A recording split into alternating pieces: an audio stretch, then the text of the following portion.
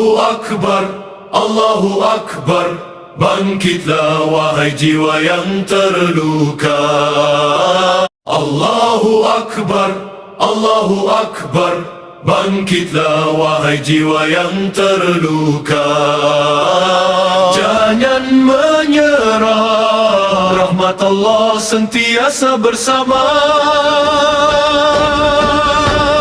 Hazim berdiri di medan ujian, diuji derita siang dan malam. Hati yang luka jangan dibiarkan tenggelam dalam lautan kelam. Langkah terhenti bukan bermakna, perjuangan ini sudah tiada. Kerana seorang mukmin percaya rahmat ilahi sentiasa ada. Jika kau jatuh, bangun kembali. Jika kau lemah, kuatkan diri. Allah bersama hamba yang sabar lalui perjuangan hidup ini.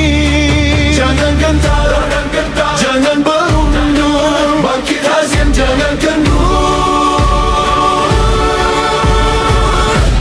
Majulah hazim, terus marah, jangan biarkan hati terluka. Angkat kepala, kuatkan jiwa, yakinkan diri Allah sentiasa ada.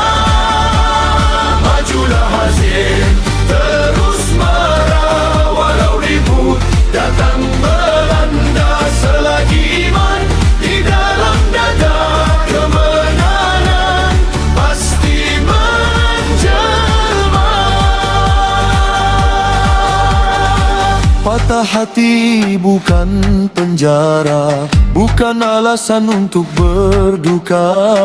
Ramai pejuang pernah terluka, namun bangkit demi Tuhan Maha Kuasa. Biarlah dunia memaling muka, biarlah manusia memandang hina, asalkan Allah redha sentiasa, itulah kejayaan sebenar kita.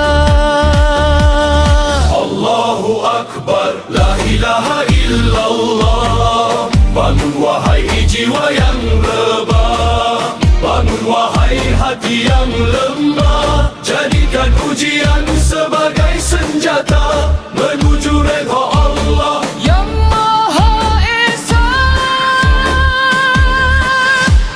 Majulah hazim,